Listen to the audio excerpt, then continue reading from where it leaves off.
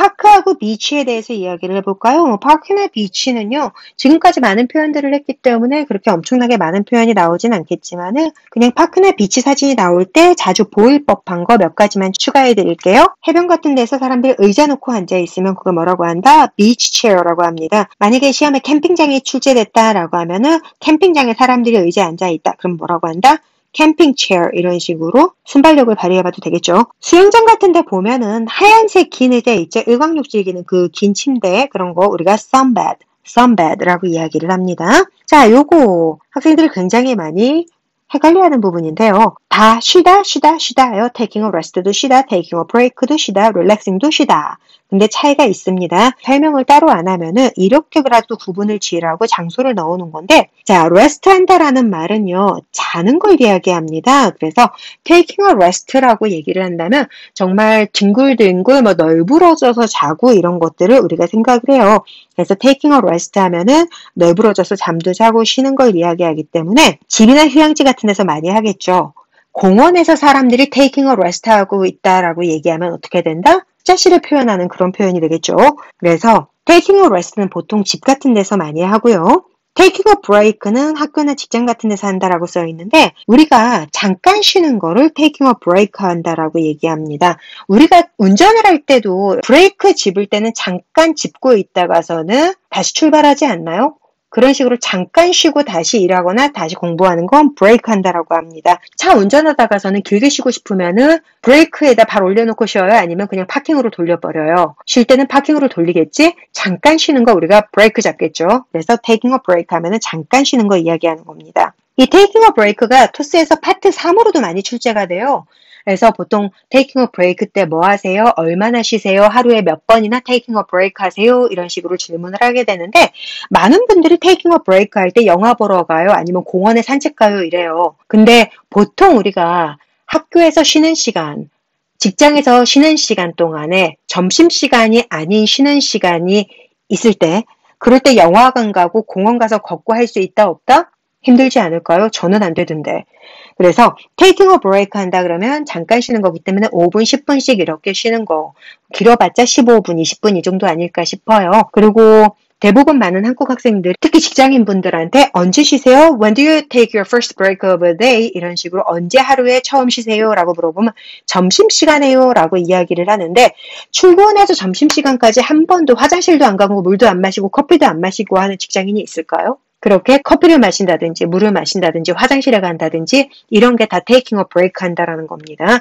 그렇기 때문에 이 의미를 정확하게 파악하고 있어야지 시험에서 대답할 때 오해가 없을 거예요. 그래서 taking a break 뜻 잘 알아두셔야 되고요. relaxing은 전에 표현 이야기할 때 벤치 콤보, sitting on a bench and relaxing 할 때 relaxing이 제일 만만해서 아무데나 쓰기 좋아요 라고 이야기를 했었죠. 이유가 relaxing은 정말 심신의 안정을 이야기하는 거기 때문에 어디에서든 사무실에서도 relaxing 하고 있다. 쉬는 것처럼 보이면 그럴 수도 있고요. 집에서도 그냥 소파에 있으면 relaxing 하고 있네 라고 얘기할 수도 있는 거죠. 만약에 이 세 가지를 구분해서 못 외우겠어요. 힘들어 죽겠어요. 라고 하면은 그냥 쉬다 라고 할 때는 relaxing 한다 라고 이야기를 해야 되겠구나 라고 생각하면 편할 거예요. 오케이?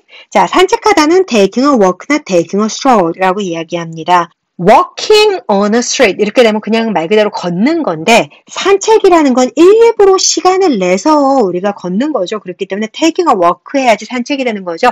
그냥 walking in the park 하면 말은 되지만 산책한다라기보다는 그냥 공원을 가로질러 가는 그런 느낌이 됩니다.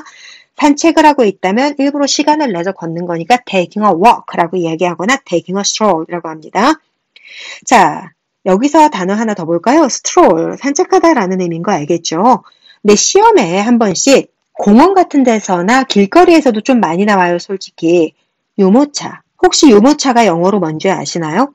유모차 같은 경우는 이렇게 생각하면 돼요. 아기랑 엄마가 산책을 하고 싶으면 아기를 엄마가 책임을 져야 될 텐데 둘이 나간다면 말입니다. 그랬을 때 문제는 10km가 넘어갈 때도 아이들이 걸어서 잘 못 다녀요. 아이 용품들도 챙겨야 되는데 여자들이 그냥 평소 들고 다니는 핸드백 무게가 5.5kg인데 거기에다가 아기 분유, 장난감이라 뜨거운 물 같은 것까지 포함하면 10kg를 훌쩍 넘겠죠? 그러면은 아기 들쳐 업고 가방 들고 하면은 쉽게 20kg가 넘어갑니다. 그렇게 산책을 하려면 그건 산책이 아니고 유격이 되겠죠? 유격 훈련 받듯이. 그래서 우리한테 필요한 게 뭐다? 엄마들을 위해서 아기를 안치고 그리고 짐 여기다 넣을 수 있는 유모차가 필요한 거지. 산책을 가능하게 해주는 차가 바로 유모차입니다. 그래서 스트롤이 산책이지 이거를 가능하게 해주는 유모차가 스트롤러라고 얘기합니다. 그래서 a stroller 해도 유모차고요. a baby stroller 해도 유모차가 됩니다. 그래서 유모차를 여자분이 만약에 밀고 가고 있다 남자분이 밀든가 하면은 뭐라고 한다? pushing a stroller라고 얘기하면은 유모차를 밀다 이렇게 되는 겁니다. 개를 산책시키다 walking a dog 하면은 개를 산책시킨다 걸린다 이렇게 되는 거고요. riding 타는 걸 얘기하는 거죠. 정말 올라타고 움직이고 있으면 라이딩 한다라고 얘기했었죠. 그래서 riding a bicycle 하면 자전거 타고 가고 있는 거 riding a bicycle이라고 얘기하는 거죠. 만약에 자전거를 안 타고 자전거를 끌고 걸어가고 있다라고 하면은 taking a bicycle이라거나 아니면 walking with a bicycle 해도 돼요. 해변에서 일광욕을 하고 있으면 이거 발음 좀 주의해줘야 되는데 sunbathing이라고 th 발음 살리면 안 되고요. sunbathing bathing이라고 발음합니다. sunbathing on the beach, sunbathing on the beach라고 이야기하면 됩니다. 자, 사진을 찍다라고 할 때 taking a picture라고 얘기하고요. 사진을 찍으려고 포즈를 취하다 동사로 posing이라고 얘기합니다. 뭘 위해서 포징을 취한다? 사진을 찍기 위해서 목적을 위해서 포즈를 취한 거니까 posing for a picture.